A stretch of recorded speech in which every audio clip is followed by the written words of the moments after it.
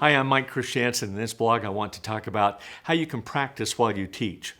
And by that, I mean, what can you teach yourself? You can be learning new things on your own while you're teaching your class. And this can be done in several ways. I'd like to talk about a few of them.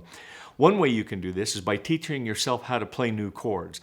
And I think one of the best things that you can do is get the intermediate book, the Consonus intermediate level book, and go on to some material that's, you might not be teaching your students. It might be above the heads of your students, but it would be just right for you. For example, some of your students might be learning how to play some exercises where they're playing simple chords like G, C, D, E minor. And you'd be challenging yourself. Maybe you'll be playing the bar chord versions of those. So while they're playing G, you're playing the bar chord G. While they're playing C, you're playing the bar chord C or the E minor.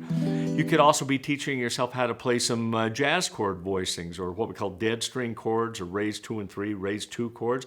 For example, if they're playing a G chord, you might be playing G major 7. One of the major quality chords, like a major 7 or a 6th chord.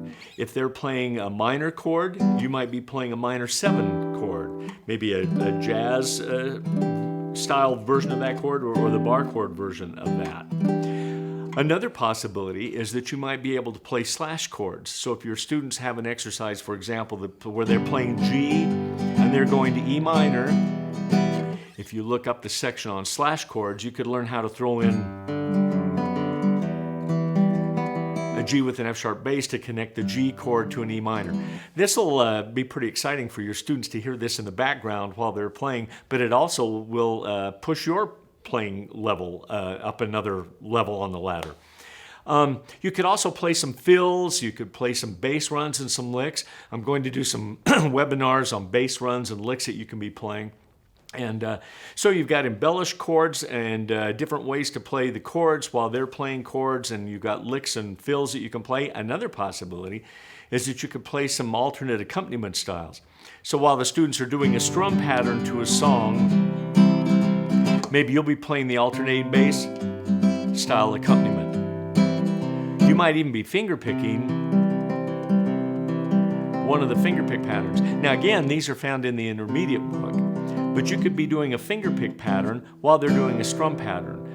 You could be comping. If they're strumming a blues and they're playing a... You might be playing... Maybe using an embellished chords or playing the chord that they're playing down low, but comping.